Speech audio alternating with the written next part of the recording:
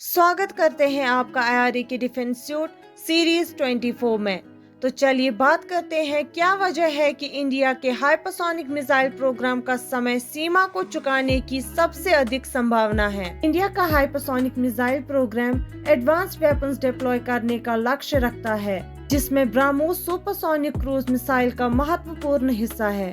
BrahMos second विकास के तहत hypersonic स्कामजेट तकनीक का उपयोग करता है, जो गति और सीमा में एक महत्वपूर्ण आगे का कदम है। इंडिया ने स्वदेशी सुपरसोनिक तकनीक विकसित करने के लिए परीक्षाएं अंजाम दी है, जिसमें हाइपरसोनिक टेक्नोलॉजी डिमॉन्स्ट्रेटर व्हीकल यानी HSTDV एक महत्वपूर्ण अनोखा है। हालांकि ब्रह्मोस सेकंड प्रोग्राम को कई बाधाओं का सामना करना पड़ा है और हाइपरसोनिक तकनीक को डिप्लॉयबल मिसाइल्स के लिए अलपकार करने में अभी भी एक चुनौती है। इंडिया 3M22 ज़रकॉन के लिए रशिया से तकनीक के ट्रांसफर की मांग जैसे समाधान ढूंढ रहा है। सफल HSTDV परीक्षा इंडिया की देसी हाइपरसोनिक तकनीक विकास में संकल्प को दर्शाती है। इंडिया का हाइपरसोनिक मिसाइल प्रोग्राम अभी तक विकसित है और 2025 के एक रिलायबल सिस्टम के लिए समय सीमा को चुकाना असंभव है। हालांकि हाइपरसोनिक मिसाइल्स विकसित करना इंडिया की मिलिट्री दमनिकता और पावर प्रेजेंटेशन के लिए एक महत्वपूर्ण कदम होगा। बढ़ते हैं एक और खबर की तरफ। फ्रेंच न्यूक्लियर सबमरीन प्रोग्राम ने इंडियन CDS को ब्रीफिंग दी और इंडियन SSM प्रोग्राम के साथ संबंध बनाने का पोटेंशियल देखा। इंडिया के चीफ ऑफ डिफेंस स्टाफ यानी CDS general Anil Chauhan France गए। वहां देश के न्यूक्लियर सबमरीन प्रोग्राम पर चर्चा की।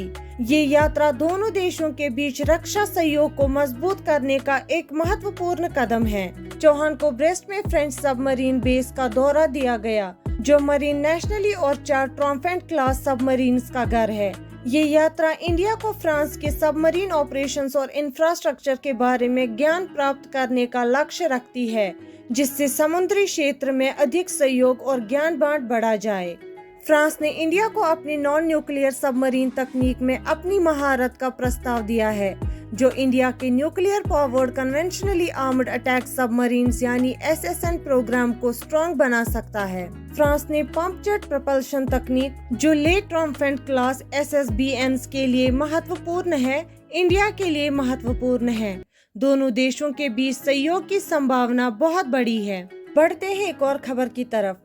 अंडमान और निकोबार कमांड में एक महत्वपूर्ण नेवल बेस के लिए रात के युद्ध में एक महत्वपूर्ण अपग्रेड दिया गया है। INS अल्क्रोश नेवल एयर स्टेशन, जो वीर सावरकर इंटरनेशनल एयरपोर्ट यानी VSI एयरपोर्ट को सपोर्ट करता है, को रात के युद्ध के लिए अपग्रेड किया गया है।